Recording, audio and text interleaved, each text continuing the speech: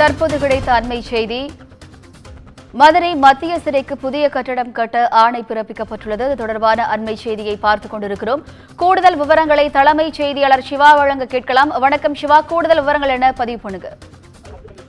வினிதா, மதுரை மத்திய சிறைக்கு மாற்று இடத்தை கண்டறிந்து அடுத்த 6 மாதத்திற்குள் கட்டிடத்தை கட்ட வேண்டும் என்று உயர்நீதிமன்ற மதுரை கிளை தற்போது ஒரு உத்தரவினை பிறப்பித்திருக்கிறது. குறிப்பாக மதுரையைச் சேர்ந்த ராஜா என்பவர் உயர்நீதிமன்ற மதுரை கிளையுடைய அமர்வில் ஒரு பொதுநல வழக்கினை தாக்கல் செய்திருந்தார். அதில் மதுரை மத்திய சிறையில் குறிப்பாக 1252 கைதிகள் மட்டுமே இருக்க வேண்டும். இதில் இந்த கைதிகளுக்கு மாற்றாக இரட்டிப்பான கைதிகள், அதாவது 2379 சிறை கைதிகள் அங்கு இருக்கின்றன. இதனால் கைதிகளுக்கு மூச்சு திணறல் உள்ளிட்ட பல்வேறு உடல்நல குறைபாடுகள் ஏற்படுகின்றன. அதோடு மட்டுமல்லாமல் அனைத்து கைதிகளையும் ஒன்றாக வைத்திருப்பதால் காவலர்களுக்கான கண்காணிப்பதில் சிரமம் ஏற்படுகிறது. அதோடு சிறிய குற்றங்கள் செய்தவர்களும் பெரிய குற்றங்களுக்கு ஆளாகக்கூடிய நிலை ஏற்படுகிற ஒரு அபாயம் ஏற்பட்டிருக்கிறது என்று குறிப்பிட்டிருக்கிறார்.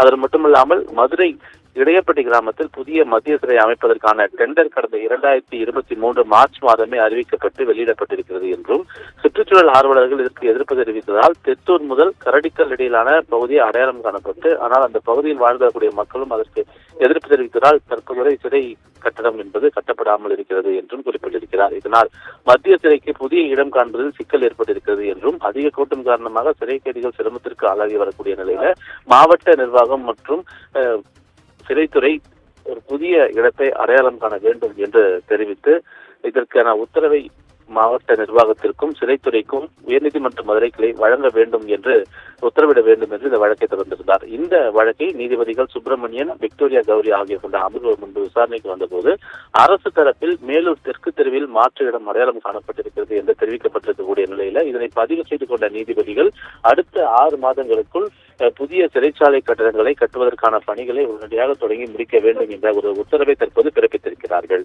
வினிதா, கூடுதல் விவரங்களுக்கு நன்றி சிவா.